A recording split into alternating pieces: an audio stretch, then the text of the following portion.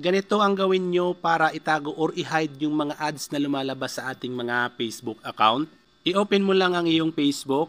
And then sa iyong Facebook, i-click mo itong tatlong slash or iyong profile. And then sa profile po natin, i-scroll up po natin, i-click natin itong setting and privacy. Sa setting and privacy, i-click natin itong settings. Dito po sa ating setting and privacy, hanapin po natin itong account center and then i-click natin itong see more in account center. Dito sa ating account center, kailangan po natin itong i-click ang add preferences. Dito po sa ating add preferences, i-click po natin itong see all.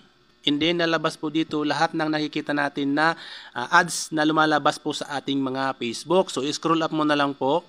So lahat po yan mga lodis, lahat ng makikita nyo dyan, lahat po yan ay lumalabas po sa aking Facebook account. So ngayon, para po i-hide siya at hindi na po lumabas sa ating mga Facebook, ganito po ang gawin nyo. So dito po sa pinakataas, i-click mo po itong All Advertiser. And then, i-click po natin itong Hide Advertiser. Ngayon mga lodis, lahat po yan mga lods ay ma-hide na yung mga ads na yan.